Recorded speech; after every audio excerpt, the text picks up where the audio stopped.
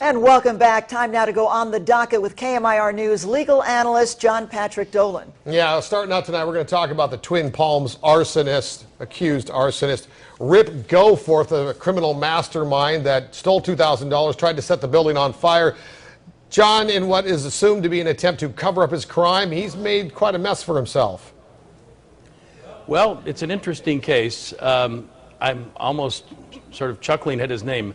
Rip and Goforth sounds like embezzlement and arson. But it looks like a situation in which a guy made a couple of bad decisions. Thank God nobody got hurt. And it'll be interesting to see what happens. I know that it was contemplated to file an attempted murder because of the arson, but apparently the damage to the building wasn't significant and nobody was hurt.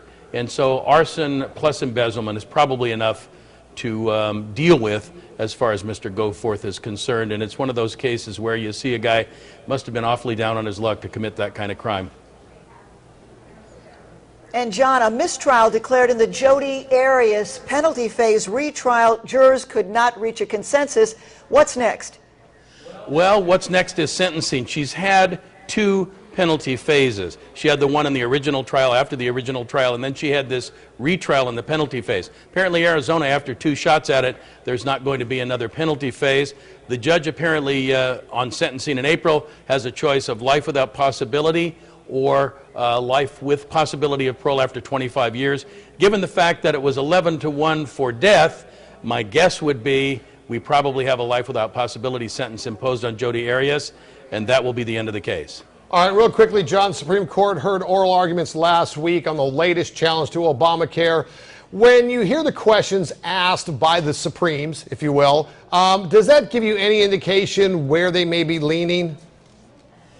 It's hard to know. Every time we think we know what the verdict's going to be or what the ruling's going to be because we hear the questions, we get fooled. Witness the original Obamacare Supreme Court decision. I would say there's arguments on both sides of this one.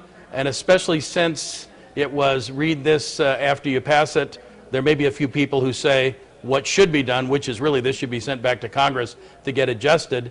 If that doesn't happen, it'll be interesting to see. Whichever way the court rules, you know there's going to be controversy. That is pretty much always the case. KMIR News legal analyst John Patrick Dolan, thank you, sir, as always. Indeed.